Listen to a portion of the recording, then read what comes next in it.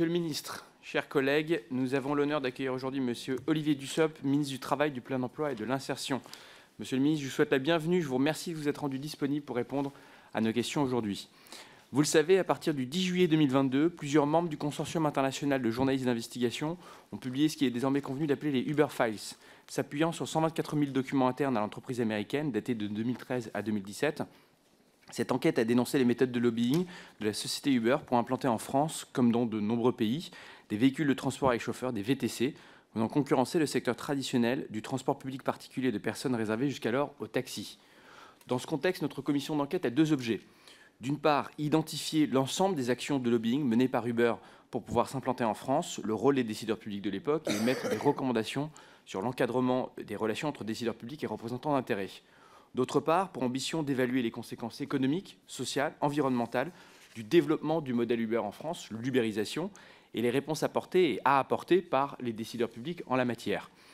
Dans ce cadre, nous avons beaucoup travaillé sur les nouvelles formes de travail issues du développement des plateformes numériques à travers la mise en avant du statut d'indépendant, lequel est parfois dévoyé car les relations entre certaines plateformes et leurs travailleurs s'apparentent parfois à du salariat déguisé, donnant lieu à des requalifications par le juge, comme l'ont rappelé les représentants de la Cour de cassation que nous avons pu auditionner. Plusieurs plateformes ont été par ailleurs pénalement sanctionnées pour travail illégal grâce au travail de l'inspection du travail, dont les effectifs ont été récemment renforcés, comme nous l'ont rappelé le directeur général du travail et son adjointe au cours de nos auditions. La question du dialogue social et celle du renforcement du droit des travailleurs des plateformes ont également émergé comme des sujets majeurs. Nous avons pu constater au travers de nos nombreuses auditions, plus d'une centaine, qu'à la suite des propositions de Jean-Yves Frouin et de la task force Medpling, le gouvernement a engagé une réforme inédite à travers la création de l'autorité des relations sociales et des plateformes d'emploi, l'ARPE, des premiers accords sur les tarifs minimums, des courses VTC et des livreurs, de même que les modalités de rupture du lien commercial entre plateformes et livreurs et l'agenda social 2023 ont pu ainsi être négociés et signés. Nous avons également abordé la question centrale du management algorithmique instauré par les plateformes numériques, la compatibilité des algorithmes avec le RGPD, leur manque de transparence pour les utilisateurs, ainsi que les risques et conséquences de la collecte massive de données par des entreprises telles qu'Uber.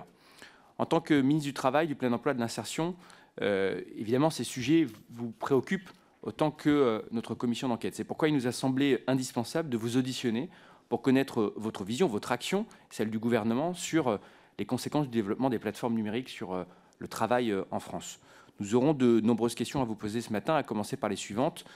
L'État considère-t-il avoir les moyens de pouvoir contrôler, encadrer l'impact de l'ubérisation sur l'organisation du travail et les conditions de travail des travailleurs des plateformes numériques? La création de l'autorité sociale des relations sociales, l'autorité des relations sociales de plateforme, l'ARPE, créée le 21 avril 2021, est-elle adaptée aux enjeux dont nous parlons, alors que son champ d'intervention est limité aujourd'hui à certaines plateformes de mobilité?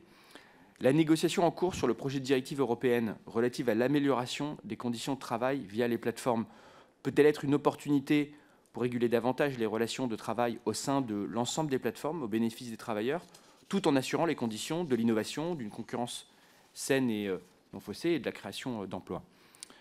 Dans l'affirmative, pouvez-vous nous préciser quelle est la position du gouvernement français sur les propositions de la Commission européenne relatives à la présomption de salariat? Nous aurons bien sûr d'autres questions à vous poser avec mes collègues, mais je vous propose d'entamer notre discussion à ce stade. Je rappelle que cette audition est ouverte à la presse, qu'elle est retransmise en direct sur le site de l'Assemblée nationale. Et avant de vous laisser la parole, Monsieur le ministre, je vous rappelle que l'article 6 de l'ordonnance du 17 novembre 1958, relative au fonctionnement des assemblées parlementaires, impose aux personnes auditionnées par une commission d'enquête de prêter serment de dire la vérité, toute la vérité, rien que la vérité. Je vais donc vous inviter à activer votre micro, lever la main droite et dire « je le jure ». Je le jure. Merci, Monsieur le ministre. Je vous laisse la parole. Pardon. Merci, Monsieur le Président, Madame la rapporteure, Mesdames et Messieurs les députés. Quelques mots d'abord pour vous dire que, bien évidemment, je réponds bien volontiers à la fois à votre convocation et aux questions que vous aurez à poser concernant les sujets que vous avez abordés. Peut-être qu'avant d'apporter des éléments de réponse aux séries de questions que vous avez, aux séries de sujets que vous avez évoqués, Monsieur le Président, me permettrez-vous de faire une remarque préalable? Vous avez dit que votre commission avait deux sujets et que le premier des sujets était les conditions dans lesquelles la société Uber s'était implantée en France entre 2012 et 2016. Cela m'amène à apporter d'emblée quelques précisions.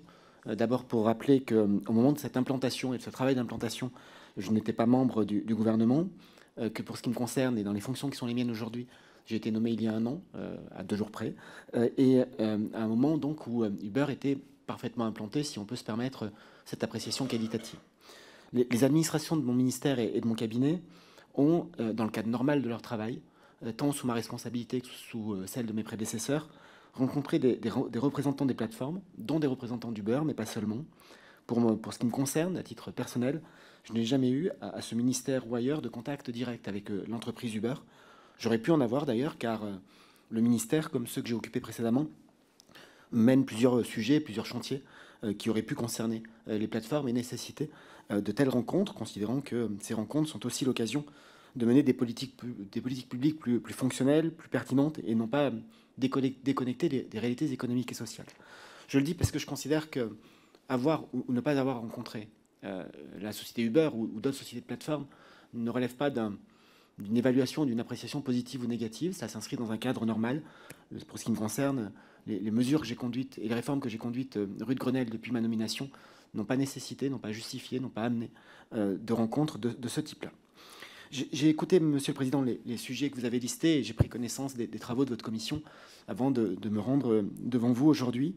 Et j'espère pouvoir apporter des éléments de réponse en articulant mon propos autour de 3 points. Le premier concerne l'encadrement de l'activité des plateformes et la position du ministère du Travail à ce sujet. Le deuxième concerne le positionnement du système d'inspection du travail par rapport au travail de plateforme et aux sociétés concernées. Et enfin, le troisième concerne les relations qui peuvent être entretenues par le ministère, que ce soit au niveau des cabinets ou des services, avec les sociétés de plateforme. Pour ce qui concerne le premier point et l'encadrement de l'activité des plateformes, il y a 4 aspects qui me semblent devoir être soulignés. La loi d'abord, telle qu'elle est prévue, le dialogue social tel qu'il est organisé, la jurisprudence telle qu'on la connaît et le droit de l'Union européenne tel qu'elle se construit. Pour ce qui concerne la structuration par le cadre normatif, je dois rappeler que depuis 2016, face au développement rapide et non régulé des plateformes, les gouvernements ont successivement et progressivement construit un socle de droits pour les travailleurs de plateforme. La loi du 8 août 2016 relative au travail, la modernisation du dialogue social et à la sécurisation des parcours, a posé une première pierre en créant une responsabilité sociale des plateformes à l'égard des travailleurs recourant à leurs services. Et l'établissement de cette responsabilité part du principe que ces travailleurs, bien qu'indépendants, dépendent pour partie des conditions d'activité fixées unilatéralement par la plateforme, qui déterminent par exemple les caractéristiques ou le prix des prestations, ainsi que le bien fourni par le travailleur. Il y a donc une certaine responsabilité des plateformes à l'égard des travailleurs concernés. Et cette responsabilité sociale s'exerce par la prise en charge des cotisations d'assurance volontaire contre le risque d'accident du travail, par la contribution formation professionnelle et par des frais d'accompagnement à la validation des acquis de l'expérience. Le travailleur peut aussi bénéficier de ces prises en charge s'il a réalisé sur la plateforme un chiffre d'affaires au moins égal à 13% du plafond annuel de sécurité sociale, soit en 2023 5 718 €. La loi dite El Khomri a aussi instauré l'équivalent d'un droit de grève pour les travailleurs indépendants ayant recours à une plateforme, ainsi que la liberté de constituer une organisation syndicale et d'y adhérer. Ensuite, notre majorité a continué de protéger les travailleurs avec la loi d'orientation des mobilités du 24 décembre 2019. Entre autres mesures, cette loi oblige les plateformes à communiquer pour chaque proposition de course la distance et le prix minimal, ce qui n'était pas le cas auparavant. Et cette loi a ainsi mis fin aux situations où les travailleurs indépendants acceptaient d'offrir un service dont ils ignoraient la nature et la rémunération, et donc à améliorer la protection des travailleurs de plateforme. Cette obligation est aussi assortie d'une série de protections dans le Code des transports, dont le droit de refuser une prestation ou encore une protection contre ce que nous pourrions appeler les représailles.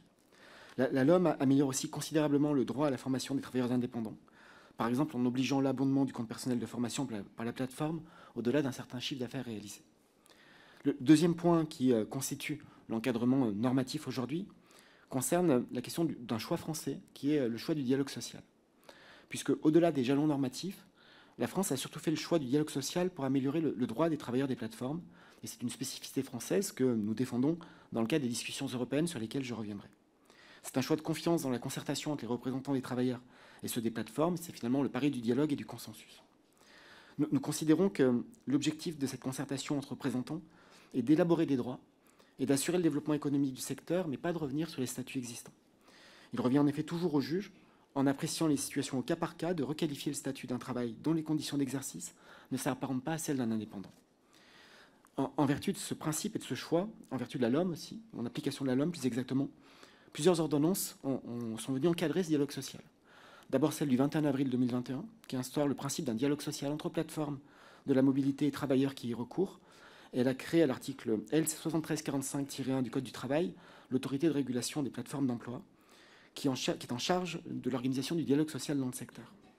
L'ARP, vous l'avez évoqué, Monsieur le Président, est sous la tutelle de mon ministère et celui des Transports.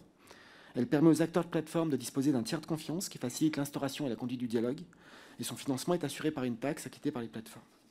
L'ordonnance en question a aussi organisé la représentation des travailleurs des plateformes sur le principe d'une élection nationale, et à l'occasion des élections de mai 2022, 7 organisations de voitures de transport avec chauffeur et 4 organisations de livreurs ont été reconnues comme représentatives.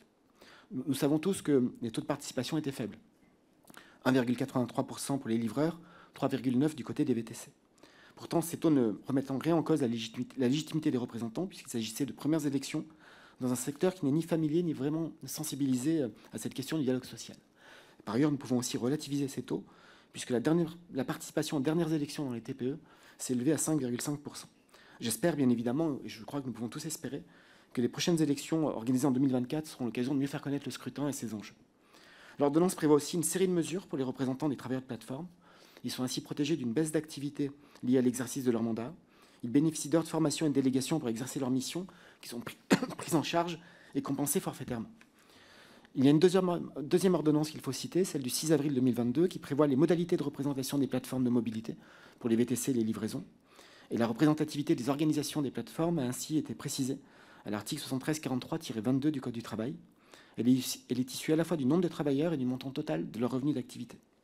Et donc sur cette base, dans le secteur des VTC, sont reconnus depuis septembre 2022 l'Association des plateformes d'indépendants, à 61%, qui regroupe Uber et KOKO, et est aussi reconnue la Fédération française du transport de personnes sur réservation, à hauteur de 39%, qui regroupe notamment les plateformes françaises Frino, Hitch, Bolt, Marcel, Le Cab et Allocab.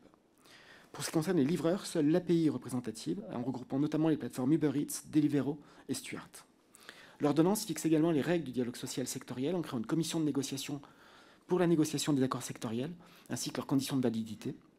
Et l'article 7343-29 du Code du travail prévoit ainsi qu'un accord de secteur signé par des organisations de travailleurs représentant plus de 30% des suffrages exprimés, homologué par l'ARP, sera rendu obligatoire à condition que l'accord soit accepté par des organisations qui représentent la majorité des travailleurs de plateforme. Cette ordonnance prévoit enfin des obligations de négociation pour favoriser la conclusion d'accords annuels sur au moins un des 4 thèmes centraux du secteur, la détermination des revenus des travailleurs, les conditions d'exercice de l'activité professionnelle, notamment en termes de temps de travail, la prévention des risques professionnels et les dommages causés à des tiers, ainsi que les modalités de développement des compétences professionnelles et de sécurisation des parcours professionnels. Je souhaite souligner que ce choix de faire confiance au dialogue social a enregistré de premières réussites. Du côté des VTC, les organisations représentatives des travailleurs et des plateformes ont signé un premier accord le 18 janvier dernier, fixant un revenu minimum de 7,65 € net par course, ce qui équivaut à une hausse de 27% du tarif le plus bas pratiqué sur le marché. Et je note aussi que c'est d'ailleurs pour l'entreprise Uber que cet accord aura le plus d'effet, puisque les autres avaient déjà aligné leurs minima auparavant. Ce premier accord ne met évidemment pas un terme à la discussion sur les revenus. Il prévoit d'ailleurs la tenue de négociations sectorielles début 2023. Pour autant, je pense que c'est une première démonstration de la volonté des acteurs d'atteindre un consensus, et donc de la pertinence du modèle et du choix du dialogue social que nous avons fait. Du côté des livreurs, 3 accords ont été proposés le 20 avril dernier par l'API. Un premier instaurant de nouveaux droits plus protecteurs pour les livreurs en amont et en aval de la rupture du lien commercial à l'initiative de la plateforme. Un deuxième accord qui instaure un revenu minimal garanti horaire à hauteur de 11,75 €. Un dernier accord allouant des ressources supplémentaires aux représentants des travailleurs indépendants. C'est aussi une première réussite dans ce secteur particulier du dialogue social et une première étape qui démontre une dynamique positive dans le secteur. Troisième point qui forme le cadre normatif, il s'agit de l'état de la jurisprudence. C'est le troisième pilier de cet encadrement des plateformes et il est, plus que dans d'autres secteurs, important, en donnant notamment de l'importance au juge prud'homal. De fait, la définition du lien de subordination et la relation salariale lui revient, c'est-à-dire qu'elle fait l'objet d'une appréciation au cas par cas, en fonction de l'analyse d'un faisceau d'indices par le juge. Depuis l'arrêt de la Chambre sociale de la Cour de cassation, dit Société Générale du 13 novembre 1996, le lien de subordination est défini comme l'exécution d'un travail sous l'autorité d'un employeur qui a la main sur l'ensemble des interactions. Il a le pouvoir de donner des ordres et des directives, de contrôler l'exécution et de sanctionner les manquements de son subordonné.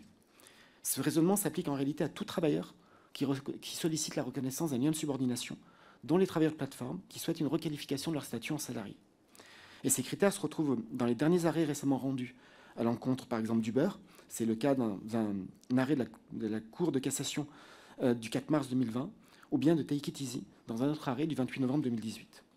Par exemple, pour compléter, dans son arrêt du 25 janvier 2023, très récent, concernant Uber, la Chambre sociale de la Cour de cassation a considéré la détermination par la plateforme des conditions d'exécution du travail comme un indice de subordination, et ce, conformément à sa jurisprudence constante.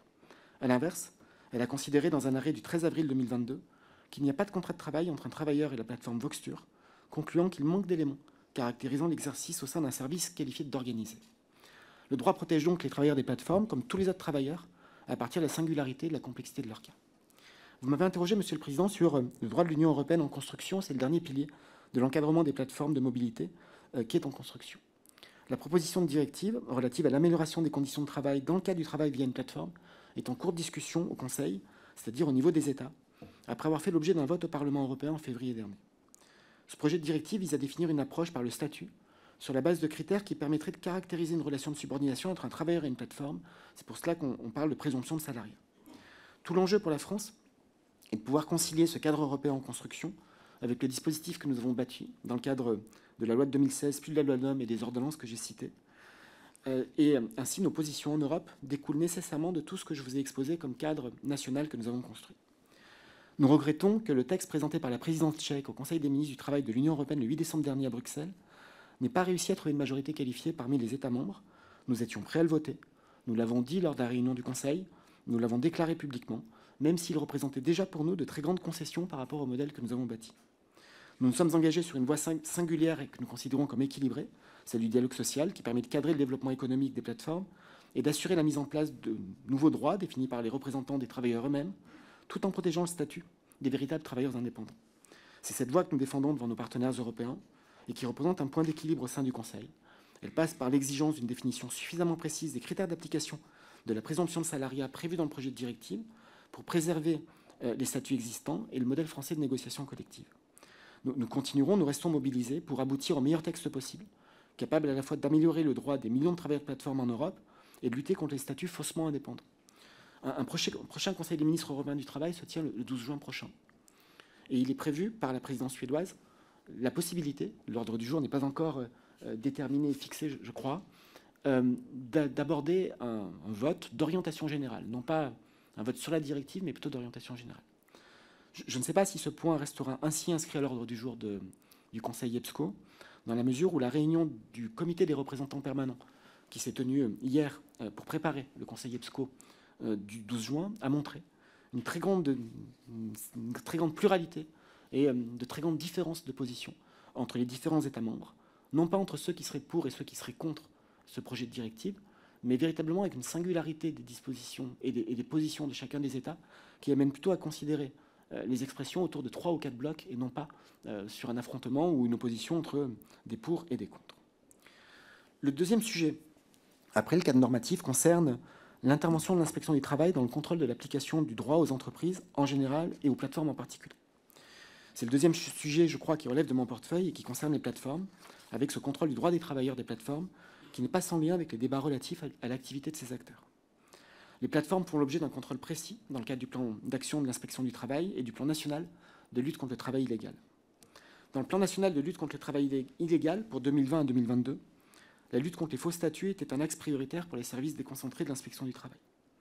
Le plan national d'action du système d'inspection du travail pour 2023 à 2025 reprend cet objectif de lutte contre le travail illégal, et le plan national de lutte contre le travail illégal pour 2023 à 2027, que j'ai présenté aux partenaires sociaux ce lundi 22 mai, fait de la prise en compte des fraudes émergentes en lien avec le développement des plateformes de mise en relation un axe majeur du travail de l'inspection du travail. L'inspection du travail au sein des plateformes de mise en relation vérifie donc la réalité du statut de travailleur indépendant. Si le contrôle et les investigations, qui peuvent être assez longues à mener, conduisent à considérer qu'il y a en réalité une relation de subordination entre le travailleur qui se déclare indépendant et la plateforme, l'inspection du travail en tire les conséquences juridiques et engage les suites qui lui paraissent les plus appropriées. Ces suites peuvent aller jusqu'à la procédure pénale, notamment pour dissimulation d'emploi salarié. Sur ce dernier point, l'article 17 de la Convention internationale numéro 80 de l'Organisation internationale du travail précise qu'il est laissé la libre décision des inspecteurs du travail de donner des avertissements ou des conseils au lieu d'intenter ou de recommander des poursuites. Il n'appartient donc à aucune autorité publique, même juridictionnelle, ni à un quelconque tiers de tenter d'influencer les suites susceptibles d'être données aux constats opérés. Le champ de compétences ci-dessus indiqué relatif à la lutte contre les faux statuts peut induire, le cas échéant, si le faisceau d'indices est suffisant, un procès-verbal pour prêt illicite de main-d'œuvre et de travail dissimulé, sans impact immédiat sur la situation individuelle des travailleurs ayant fait l'objet d'un contrôle. Et je rappelle, si besoin en était, que la requalification de la relation du travail, de la relation de travail relève du juge du contrat, soit le Conseil des prud'hommes, et non pas l'inspection du travail en tant que telle. Si le contrôle conduit à considérer que le travailleur relève bien du statut de travailleur indépendant, alors, en dehors des dispositions spécifiques applicables aux travailleurs indépendants, l'inspection du travail n'a pas de compétences matérielles pour intervenir, à l'exception de celles prévues aux 2 articles suivants du Code du travail. L'article L4535-1 relatif au sujet de la coordination des interventions sur les chantiers de BTP en matière de santé et sécurité au travail, et l'article L7341-1 et ses suivants, qui concernent les droits des travailleurs utilisant une plateforme de mise en relation par voie électronique, et dont j'ai rappelé le contenu il y a quelques minutes. L'intervention de l'inspection est donc centrée sur le contrôle de la réalité du statut invoqué par le travailleur et la plateforme.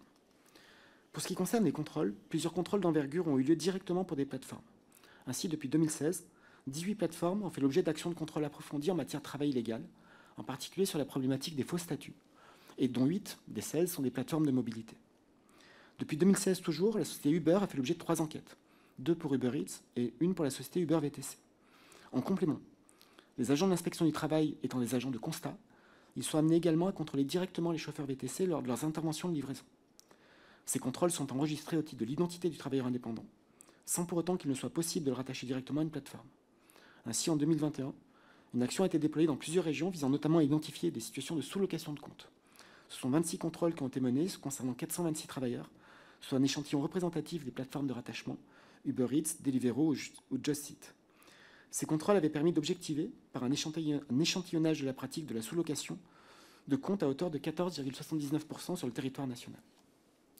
Des procédures pénales ont été établies à l'encontre des titulaires de comptes qui se comportent en tant qu'employeurs ne déclarant pas leurs salariés, en particulier pour le travail dissimulé du fait de l'emploi illégal de livreurs en sous-location. Je ne peux enfin que rappeler le principe clair et sans nuance d'indépendance de l'inspection du travail dans l'exercice de ses fonctions. De fait, Uber, comme les autres plateformes, comme toutes les autres entreprises en France d'ailleurs, ne peut faire l'objet du moins de traitement différencié. L'inspection du travail détermine les contrôles menés, notamment dans le cadre des orientations nationales données par la Direction générale du travail, mais Monsieur le directeur général a dû exposer ces points. Elle n'est donc pas mobilisable à loisir. Et elle dispose de toute opportunité quant aux suites données. Cette indépendance est une garantie essentielle à laquelle je suis sûr que l'ensemble de la représentation nationale est attaché. Je termine, Monsieur le Président, par les relations des représentants de plateforme avec le ministère. Ce sont ces relations qui donnent corps à la concertation et qui permettent brique par brique de construire le cadre juridique du secteur. Toutes les grandes plateformes ont été régulièrement consultées, dont Uber, sans qu'aucune relation privilégiée ou exclusive n'ait été entretenue avec cette entreprise en particulier. Ces relations n'ont rien d'exceptionnel. L'essentiel des échanges ont eu lieu au niveau des cabinets et des administrations, comme il est d'usage dans ce cas, en fin de compte plus fréquent que vous ne laissez entendre parfois dans telle ou telle observation. Plus précisément, des concertations formelles ont été organisées lors de la rédaction des ordonnances. Et comme je vous l'ai dit, je n'ai jamais rencontré personnellement de représentants d'Uber, même si je ne considère pas cela comme en bien ou en mal. Cela tient au fait que les réformes que je mène n'ont pas nécessité ce type de rencontre jusqu'à présent. En revanche, les administrations du ministère, comme mon cabinet, ont reçu à plusieurs reprises des représentants des plateformes, dont Uber, sur diverses réformes en cours, dont les ordonnances que j'ai évoquées tout à l'heure. Les principales plateformes de livraison de repas ont par exemple été convoquées à plusieurs reprises au ministère au sujet de la lutte contre la fraude, l'objectif étant de lutter contre les pratiques de travail dissimulé, de sous-traitance en cascade, dont l'un des effets est l'absence totale de protection sociale des travailleurs. Et ces réunions ont abouti à la signature d'une charte de lutte contre la fraude en mars 2022, avant que je prenne mes fonctions. J'aimerais en dernier lieu redire combien il est normal pour moi, et même nécessaire, d'entretenir un contact avec ces acteurs directement associés aux politiques publiques, aux réformes engagées, mais aussi pour bien mesurer les effets qu'ils ont sur l'organisation du marché du travail. Se passer de ce contact avec les entreprises n'est en réalité ni possible ni souhaitable, et donc j'appelle de mes voeux toute une forme de prudence sur la manière dont, parfois, est jeté un doute sur la nature des relations entre la société civile et les décideurs. Voilà, Monsieur le Président, ce que je pouvais dire en réponse à vos premières interventions autour des 3 sujets qui me semblent relever du périmètre de mon ministère. Merci, Monsieur le Ministre, pour ces réponses précises. J'aurais juste 2 questions avant de me tourner vers la rapporteure. La première, vous avez mentionné le fait que ce n'est pas à l'inspection du travail, mais au juge du contrat de procéder à des requalifications. Est-ce que vous pouvez nous expliquer dans quelle mesure les différentes décisions de requalification qui sont prises par le juge, Cour de cassation, prud'homme, doivent engager ou non l'acteur public à procéder à des requalifications massive en salariat des travailleurs des plateformes. Ma deuxième question, sur le point que vous venez de mentionner, si vous pouvez juste rentrer un tout petit peu plus dans le détail sur la question des livreurs, des plateformes de livraison de repas, la charte qui a été signée avant votre arrivée au ministère. Si vous pouvez nous en expliquer peut-être un peu le périmètre et si il vous paraîtrait opportun ou non, dans le cadre du dialogue social ou d'autres leviers, d'aller plus loin pour les plateformes de livraison sur la question de la protection sociale des travailleurs et la lutte ou le contrôle en interne face à la fraude. C'est un sujet qui est revenu notamment dans les auditions de plateformes de livraison au cours des dernières semaines. Bien sûr, Monsieur le Président, quelques mots d'abord pour dire que sur la question des requalifications prononcées par la justice, et que ce soit par le juge prud'homal ou par d'autres instances, nous considérons que ça n'est pas à l'acteur public de requalifier. Le choix que nous avons fait, qui m'amène parfois, de manière parfois rapide, à parler de présomption d'indépendance pour ce qui nous concerne, est un choix qui consiste à considérer que les travailleurs qui s'inscrivent sur les plateformes, quand cette inscription se fait de bonne foi, si on peut dire, sont des indépendants qui souhaitent travailler en s'appuyant sur une plateforme. Mais qu'il y a une possibilité pour le juge de requalifier, soit parce qu'à la suite d'un contrôle, un lien de subordination a été considéré comme avéré, et donc il appartient à l'inspection de saisir les juridictions, et les juridictions font ensuite leur travail en indépendance, soit parce qu'un travailleur de plateforme considère qu'il y a un tel lien de subordination qu'il demande lui-même la requalification du contrat. Mais dès lors qu'on est dans ce système-là, qui s'appuie sur des requalifications par voie de justice, ce n'est pas à l'acteur public, l'État ou un autre, de procéder lui-même à ces requalifications. Sur la charte qui a été signée en mai 2022, elle a plusieurs objectifs, notamment la lutte contre la sous-traitance irrégulière, avec notamment la lutte contre les sous-traitances de comptes qui, à la fin, amènent des travailleurs à être à peine rémunérés et absolument pas protégés. Il s'agit de contrôler l'authenticité, de mieux contrôler l'authenticité des documents, notamment la validité des titres de transport. Il s'agit de faire en sorte que l'ensemble des plateformes de livraison qui s'engagent dans ces actions garantissent aussi un suivi de ces actions. Je considère que nous pouvons toujours aller plus loin. Et toujours aller plus loin, ça passe par les priorités et les mesures annoncées lundi dans le cadre du plan national de lutte contre le travail illégal. Et évidemment, mes services tiendront l'intégralité du plan à la disposition de votre commission, à la fois en mobilisant l'URSSAF, en mobilisant les différents comités, je pense notamment au CODAF qui permet une action coordonnée des services de l'État, et en mobilisant l'ensemble de ceux qui peuvent mener des contrôles et garantir la régularité du secteur. Aller plus loin, ça passe aussi par le dialogue social. Et passer par le dialogue social, c'est faire confiance à cette représentation des livreurs et des plateformes de livraison pour que dans le cadre des accords qui ont été, les 3 accords qui ont été proposés par l'API et qui sont encore en cours de signature, que ces accords puissent à nouveau renforcer la charte sociale entre les acteurs.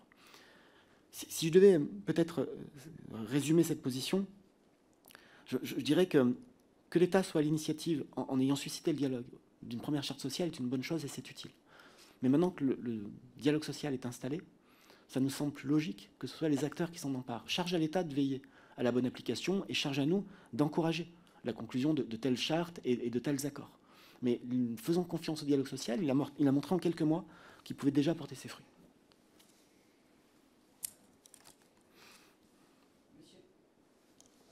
Votre micro, là.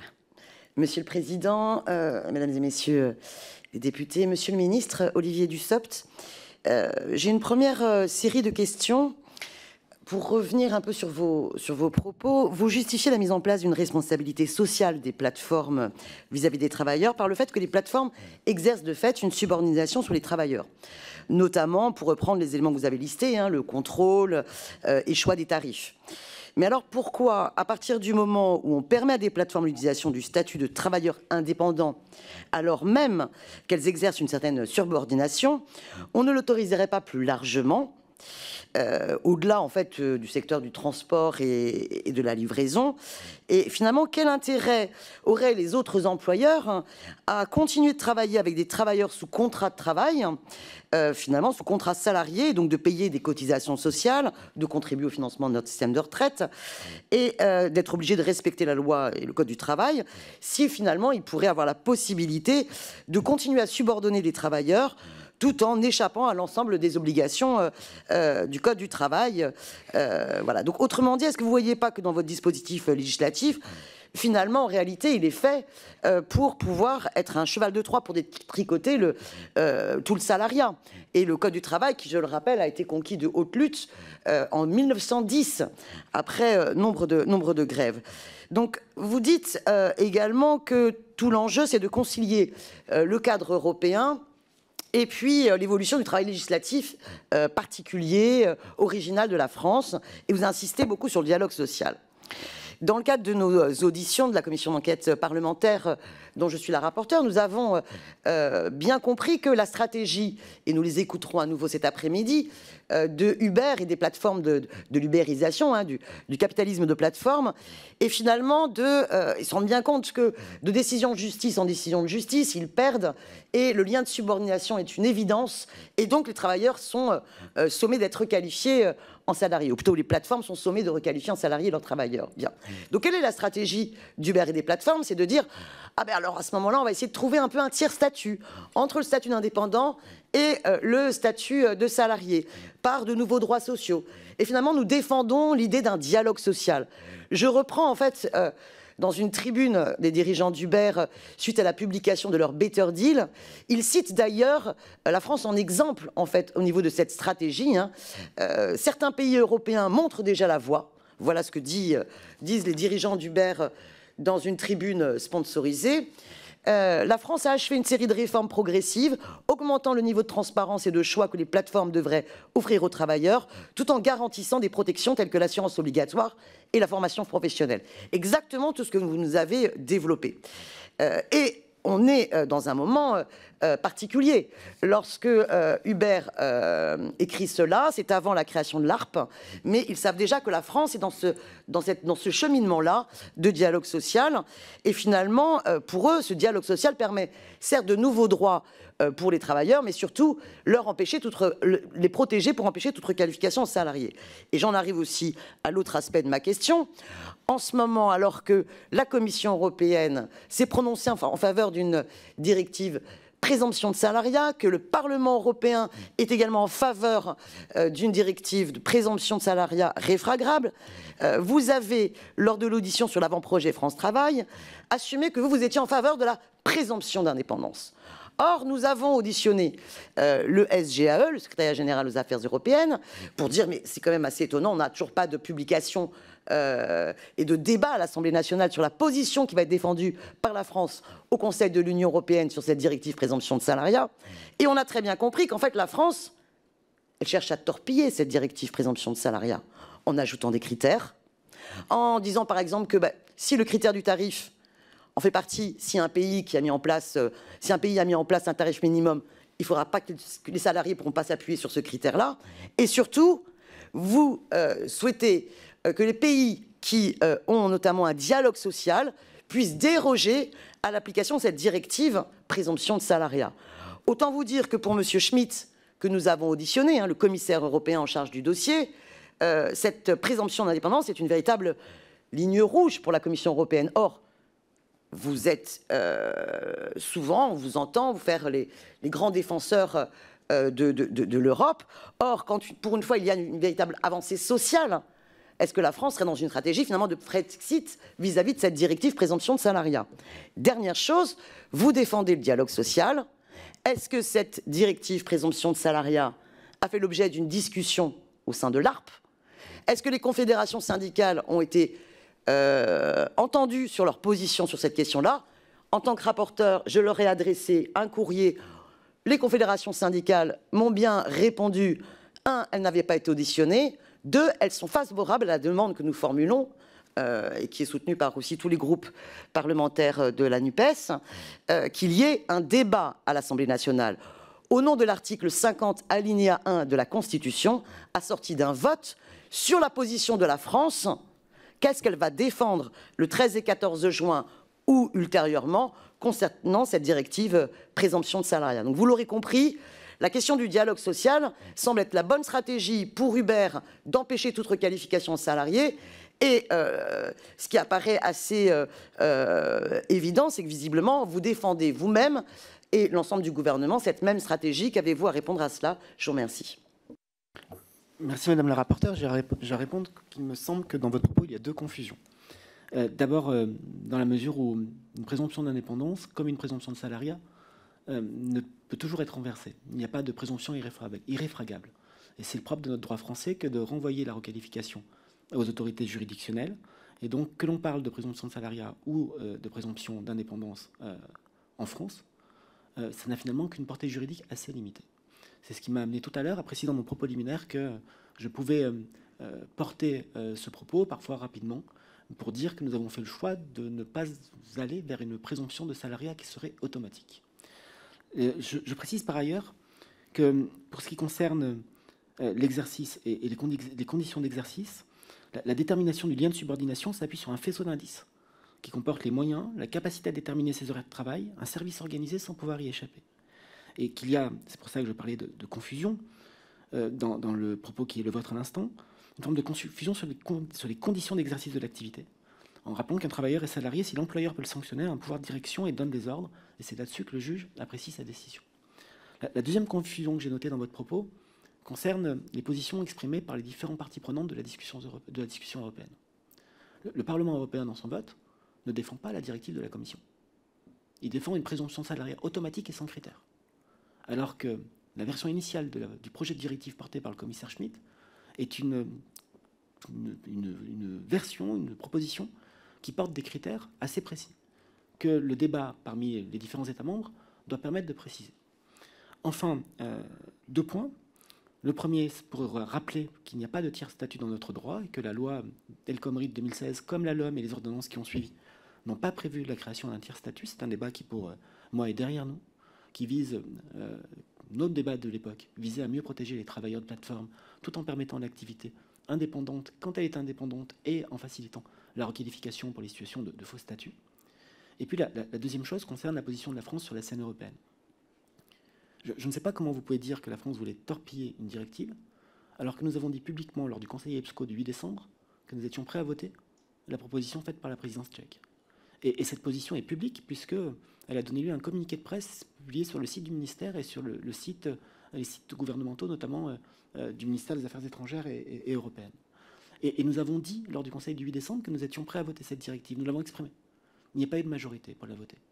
De la même manière qu'hier, à l'occasion de la réunion du Coreper que j'ai évoquée, il n'y a pas de majorité. Et quand on regarde ceux qui sont pour la version initiale de la Commission et ceux qui s'étaient opposés, ces 2 groupes se divisent encore en leur sein.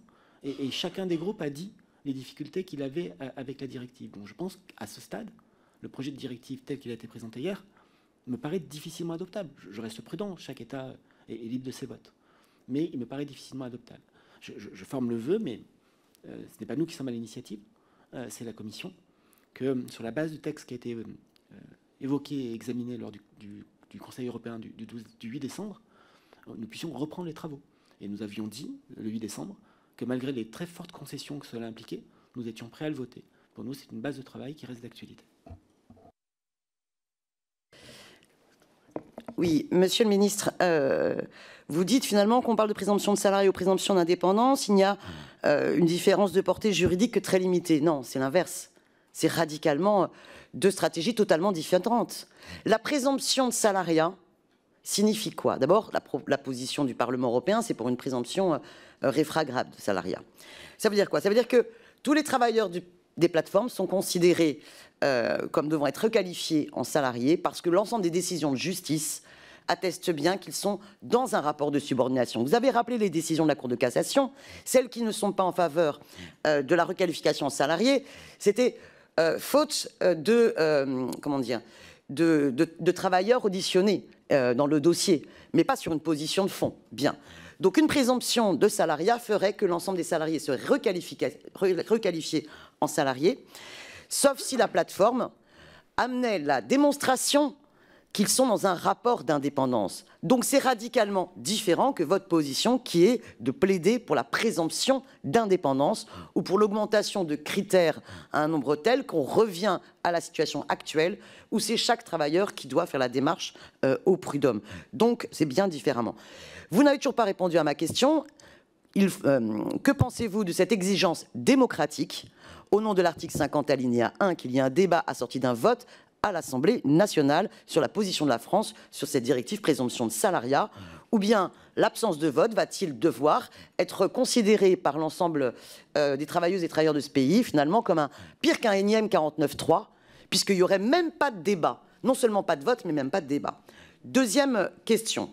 Vous avez beaucoup, à juste titre, présenté les responsabilités qui sont les vôtres en tant que ministre du Travail concernant le travail notamment de l'inspection du travail. J'ai plusieurs questions à ce sujet. Nous avons, lors de l'audition de la Direction générale du travail, bien compris que c'était extrêmement chronophage pour les inspecteurs de l'URSSAF, comme pour les inspecteurs du travail, de mener les actions de contrôle. Monsieur le Président rappelait dans son intervention préliminaire qu'il y avait une augmentation des effectifs dernièrement. Or, les syndicats nous font état sur ces 10 dernières années d'une baisse de 20% des effectifs de l'inspection du travail, alors même qu'il faudrait bien plus de monde. Vous venez de nous dire qu'un plan national de lutte contre le travail illégal avait été mis en place 2023-2025, 2033-2027. Or, ce que nous comprenons, c'est qu'à partir de ce dernier présenté lundi, que la question des plateformes est véritablement ciblée. Car dans le PNLTI antérieur, la question du travail, enfin de la situation particulière des plateformes n'a pas été abordée. Ça veut dire qu'il n'y a eu aucune impulsion des gouvernements précédents sur ces 10 dernières années, aucune impulsion pour cibler véritablement l'impact des plateformes dans le mépris, le piétinement du Code du travail, et aucun, du coup, moyen afférent, c'est-à-dire formation, méthodologie, pour accompagner les inspections du travail et les inspecteurs de l'URSSAF à exercer leur travail. Et d'ailleurs, les décisions, les contrôles qui ont pu être opérés, à chaque fois, se sont faits à l'initiative d'inspecteurs du travail et non pas sous l'impulsion nationale. Qu'avez-vous à répondre à cela? Et je voudrais aussi attirer votre attention. Nous avons, dans le cadre de notre rôle de commission d'enquête parlementaire, sollicité le BPI France pour savoir les moyens qui avaient été alloués, alors souvent en prêt d'amorçage, mais parfois en subvention, donc de l'argent public, à des plateformes. Bien, et nous réalisons que des plateformes, par exemple comme Mediflash, ont pu recevoir presque un demi-million d'euros de prêt d'amorçage investissement, 450 millions d'euros qui ne sont pas remboursés. Nous avons par exemple Brigade qui a touché plus de presque 4 millions d'euros, des sommes quand même colossales. Or, ces plateformes-là, il y en a d'autres. Il y a Frishti, il y a Staffme, il y a Freenow. Or, pour reprendre Brigade et Mediflash, on se retrouve avec des plateformes qui, pendant le Covid, ont mis en avant la mise en relation entre des travailleurs sous statut indépendant, comme des aides-soignants, et des établissements publics médico-sociaux, comme des EHPAD. Or, Madame Borne, lorsqu'elle était ministre du Travail avant vous, et le ministre de la Santé de l'époque, Olivier Véran, avait été très clair dans un courrier pour expliquer qu'en fait, il n'était pas possible et pas légal, en fait, qu'il y ait des aides-soignants en statut d'auto-entrepreneur, par exemple, dans un EHPAD, parce qu'ils devaient être dans un rapport salarial, car sous la responsabilité notamment des infirmiers et infirmières. Qu'avez-vous à répondre à cela? Comment se peut-il que dans un même gouvernement, on ait une main qui donne, par prêt d'amorçage, des sommes conséquentes à des plateformes qui vont faire, en fait, une mise en relation illégale et considérée comme illégale par deux ministres déterminants vis-à-vis du droit du travail?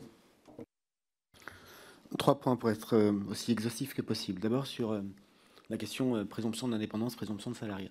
Je vous laisse, pardonnez-moi de le dire comme ça, mais à votre appréciation des deux modèles. J'ai dit comment la loi organisait les choses, quelle était la position de la France par rapport à la directive européenne et le fait que nous faisons confiance à la fois au dialogue social pour la création de droits, mais aussi aux juges pour la requalification des statuts.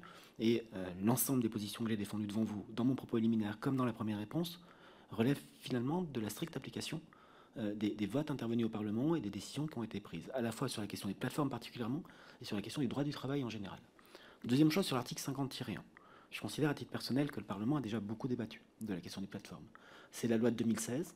Ça peut ne pas vous plaire, Madame la rapporteure, mais je compte sur vous pour pouvoir tordre mes propos dans une capsule vidéo, comme vous l'avez fait avec les propos du directeur général du travail. Ouais, ben voilà, vous venez de dire, Madame la rapporteure, que vous alliez tordre mes propos. Je pense que c'est intéressant pour le compte-rendu. Et je pense que le Parlement a déjà beaucoup débattu. Je ne reviens pas sur les différentes étapes. Je dis simplement que s'il devait y avoir un débat au titre de l'article 50-1 avec un vote, cela relève d'une décision du gouvernement, dans sa collégialité, sous l'autorité du Premier ministre, et qu'il ne revient pas à un ministre, dans l'exercice de ses fonctions particulières, de prendre une telle décision. Sur la question de l'inspection du travail, et avant, pardonnez-moi, sur la question des soutiens apportés par BPI France. C'est un champ qui n'est pas dans ma responsabilité, mais je ne trouve pas anormal ni absurde qu'il y ait un certain nombre de start-up et de sociétés qui soient aidées et boostées, pardon pour l'anglicisme, par BPI France dans le cadre de ses compétences, mais il ne me revient pas de porter un jugement ou une évaluation dans la mesure où ça ne relève pas de mes responsabilités. Je peux vous dire par contre que sur une plateforme que vous avez évoquée et qui a pu donner lieu à des débats et même à des appréciations qui peuvent a priori sembler divergentes, un certain nombre de contrôles sont en cours. Des contrôles menés à la fois par l'URSSAF, par l'inspection du travail, pour voir comment doivent être qualifiées les relations tant avec des travailleurs du secteur médico-social que dans la mise à disposition de ces travailleurs auprès d'établissements de santé, avec en tête le fait que les conditions de travail, notamment le choix des horaires de travail, sont peut-être plus difficiles à laisser à la seule appréciation des travailleurs concernés, dans la mesure où c'est une organisation très collective et qui sont arrêtés. Enfin, sur l'inspection du travail, j'ai en tête la question que vous m'avez posée le 1er mars, qui portait sur un cas particulier. Et donc, permettez-moi de revenir sur ce cas particulier pour répondre à votre question. Ce cas particulier concernait le fait que l'inspection du travail était saisie de la situation de travailleurs recourant pour l'exercice de leur activité professionnelle à une plateforme de mobilité. Et l'inspectrice du travail a, au regard des éléments apportés, décliné sa compétence et donné suite à la demande dont elle était saisie en informant le plaignant de l'état du droit applicable et en l'invitant à se rapprocher, le cas échéant, du Conseil des prud'hommes. En l'espèce, le plaignant sollicitait une intervention de l'inspection pour obtenir des masques de protection contre le Covid. L'inspection du travail, au sein des plateformes de mise en relation, je l'ai dit tout à l'heure, vérifie la réalité du statut du travailleur indépendant. Et si elle considère que ce statut n'est pas un statut d'indépendance, elle donne toutes les conséquences juridiques et elle engage les suites qui lui paraissent les plus appropriées, sachant que ces suites sont décidées par l'inspection, en indépendance, et en application des seuls principes directeurs fixés par les priorités élaborées et énoncées par le directeur général du travail. Le plaignant, en tout cas le requérant, a considéré que cette décision qui consistait à décliner la compétence de l'inspection du travail devait être contestée. Le tribunal administratif de Paris a partiellement fait droit à la demande et les services de la direction générale du travail font appel, en considérant que notre inspectrice n'a pas commis d'erreur manifeste d'appréciation et en procédant de la manière dont elle l'a fait. Et en rappelant que la protection des prérogatives de l'inspection du travail est essentielle à son exercice, puisque si nous laissions cette décision sans appel, et si cette jurisprudence venait à prospérer, cela signifierait qu'un tribunal, qu'une autorité juridictionnelle pourrait décider de diligenter ou d'ordonner que soient diligentés des contrôles de l'inspection du travail. C'est contraire à la Convention internationale de l'OIT. C'est la raison pour laquelle, à la fois parce que nous considérons que notre inspectrice a réalisé son travail et que sa décision n'est pas susceptible de recours, que nous la défendons, et la seconde raison, parce que nous défendons le cadre international et donc l'indépendance du fonctionnement de l'inspection du travail, comme c'est ainsi prévu. Dans le cadre du plan national de lutte contre le travail illégal de 2020 à 2022, ont été mises en place des formations annuelles au sein de l'Institut national de formation des inspecteurs du travail sur ces questions relatives aux plateformes. Donc vous ne pouvez pas dire qu'il n'y a pas eu d'initiative, qu'il n'y a pas eu d'accompagnement. L'inspection du travail rencontre, il est vrai, un certain nombre de difficultés. Tout le monde les connaît. J'ai eu l'occasion de m'exprimer à ce sujet lors de l'examen de la mission budgétaire concernant le ministère du Travail. Nous avons un nombre d'agents de contrôle qui est passé de 1950 ETP à 1674 et nous connaissons un taux de vacances de 15 à 16%. Nous avons lancé des recrutements plus importants. J'ai renouvelé un certain nombre de décisions prises par ma prédécesseur dans ses fonctions de ministre du Travail, à la fois pour autoriser des recrutements par détachement, pour autoriser le recrutement contractuel, évidemment sur des missions qui ne relèvent pas du statut et des missions que je qualifierais de régaliennes, pardon si le mot est impropre, mais en tout cas réservées au corps strict de l'inspection du travail. Et nous avons un nombre de recrutements prévus dans le cadre du PLF 2023 qui s'élève à 300 pour l'année 2023. Ça n'a jamais été atteint jusqu'à présent. Et nous avons par ailleurs, c'est une information qui est positive, un nombre d'inscrits au concours et de recevables au concours qui tend à augmenter, ce qui nous donne bon espoir d'atteindre cette cible de 300. En tout et pour tout, les recrutements lancés en 2021 et 2022 vont permettre de voir l'arrivée dans les services de 441 agents d'ici début 2024. Et les recrutements que nous avons ouverts cette année avec 300 recrutements nous permettront de compléter, de faire face au départ et à une pyramide des âges qui est ce qu'elle est. Mais aussi, c'est l'objectif que nous poursuivons, de retrouver un taux d'occupation de l'ensemble des postes ouverts au sein du système d'inspection du travail qui nous permettent d'effacer cette situation de vacances. Cela passe par d'autres mesures, évidemment, sur lesquelles je ne reviens pas, je ne crois pas que ce soit l'essentiel de votre commission, mais notamment des mesures d'attractivité. J'ai ainsi procédé à une première revalorisation indemnitaire du corps des inspecteurs du travail, en privilégiant notamment les responsables d'unités de contrôle. Et dans le cadre du PLF pour 2024, je défends aussi de nouvelles mesures qu'on qualifie parfois de catégorielles pour améliorer les conditions d'exercice des inspecteurs. Très rapidement, Monsieur le Ministre, je ne vous décevrai pas, je continuerai à faire des vidéos et non, je ne tords pas la réalité. Mais cette question est centrale, cette question du Code du travail, de la défense du salariat. Trois petites choses. Premièrement, les députés européens Renaissance ont voté pour la directive, la proposition de directive européenne de présomption réfragable de salariat qui, contrairement à ce que vous dites, n'a rien d'automatique. C'est une présomption réfragable de salariat. Deuxièmement, vous savez pertinemment que si c'est aux salariés seulement, enfin aux travailleurs, pardon, des plateformes, de faire les démarches pour démontrer leur subordination, c'est extrêmement long et coûteux pour des travailleurs précaires. Et Monsieur le Ministre, transmettez à la commission d'enquête parlementaire le PNLTI qui montre que les plateformes sont ciblées, car pour l'instant, nous n'en avons pas connaissance. Et dans les PNLTI antérieurs sur les 10 dernières années, les plateformes n'étaient jamais ciblées. Je vous remercie. Vous aurez le document, je l'ai dit. Je ne partage pas votre appréciation sur le caractère automatique du projet de directive européenne. Et quant aux positions exprimées par les députés du groupe Renew, ça s'appelle la séparation des pouvoirs. Merci. J'ai plusieurs questions. Je commence avec M. Zginski. Merci, Monsieur le Président. Monsieur le Ministre, merci pour les éléments que vous nous avez présentés. Moi, je souhaiterais poser une question un peu plus prospective concernant le régime de micro-entreprise. Parce on peut constater que c'est un régime qui peut amener une certaine précarité et aussi, d'un point de vue économique, par moment, une concurrence déloyale, notamment dans ce qui concerne l'artisanat.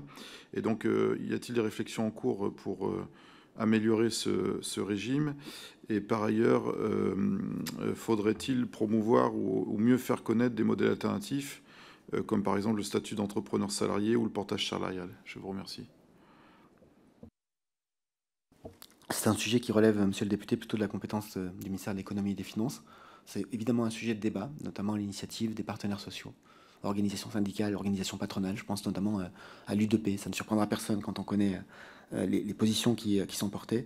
Pour ce qui concerne le statut d'auto-entrepreneur ou d'entrepreneur salarié et le portage salarial, ce sont des statuts qui sont évidemment intéressants, sur lesquels les services du ministère travaillent, notamment dans le cadre, particulièrement, puisque notamment dans le cadre des emplois qualifiés.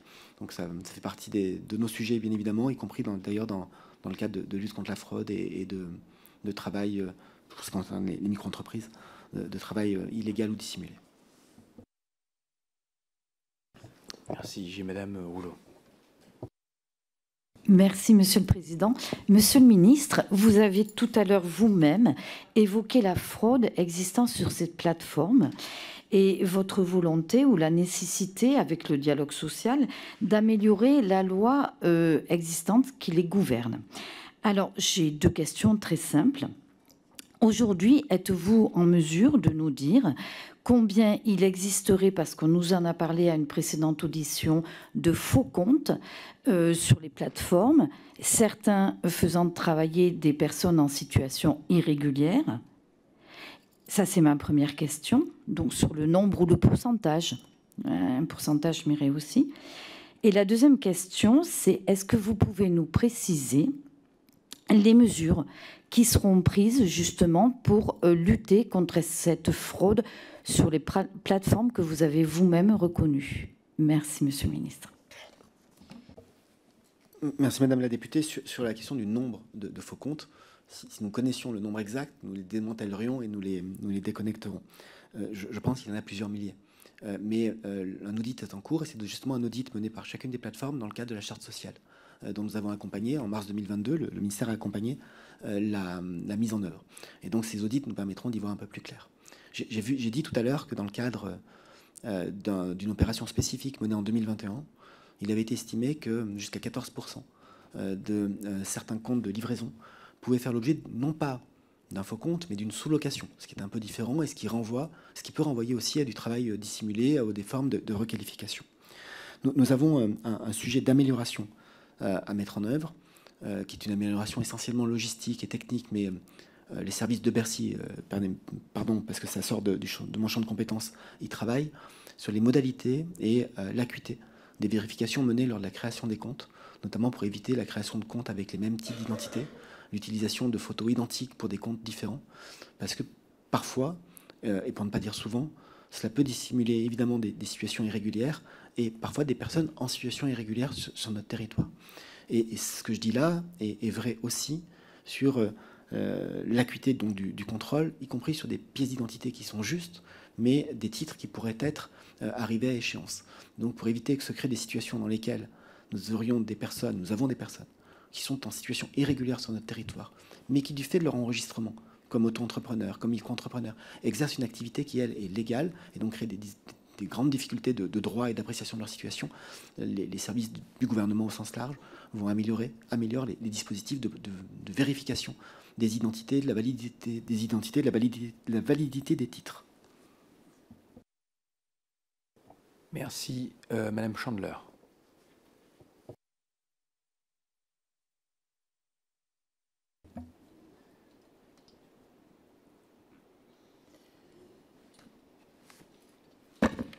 Excusez-moi, Monsieur le Ministre, vous avez indiqué que des premiers accords ont été signés par l'ARPE. Pouvez-vous nous indiquer quelles sont les prochaines étapes prévues sur le dialogue social? Je ne reviens pas, Madame la députée, sur les accords qui ont été signés, donc tant dans le secteur des chauffeurs VTC que des livraisons. C'était de premiers accords. Nous avons assisté, mon collègue ministre des Transports, que vous allez auditionner dans un instant, et moi-même à la signature des premiers accords concernant les chauffeurs. Et en avril, nous avons appris avec satisfaction, à vrai dire, la possibilité que 3 nouveaux accords soient signés. Aujourd'hui, la priorité qui est poursuivie par les différentes organisations représentatives de travailleurs de plateforme est de travailler sur les revenus, les conditions de travail. Et quand je dis les revenus, c'est notamment le niveau du revenu horaire.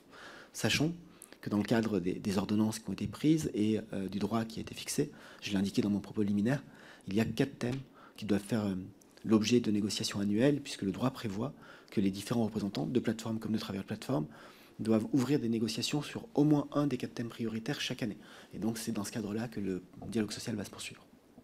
Et pardonnez-moi, nous sommes attentifs, l'ARPE est attentive, et c'est un point qui est important dans un secteur où le dialogue social est naissant, aux conditions d'exercice des fonctions de représentants des travailleurs de plateforme. Ça a fait l'objet d'accords dans les 2 cas, livreurs et chauffeurs VTC, mais ça fait partie des discussions qui sont encore en cours. Certains représentants nous ayant dit, par exemple, lors de la signature des premiers accords, que c'était un premier pas, mais qu'ils souhaitaient que ça puisse aller plus loin, notamment sur le caractère forfaitaire et le montant forfaitaire d'indemnisation lorsqu'ils doivent interrompre leur activité le temps du dialogue social et des réunions organisées par l'ARPE. Madame Taillé-Polian. Merci, Monsieur le Président. Monsieur le Ministre, vous avez évoqué le fait que de votre préférence, de votre souhait de soutenir plutôt la présomption d'indépendance par rapport à la présomption de salariat concernant le projet de directive européenne.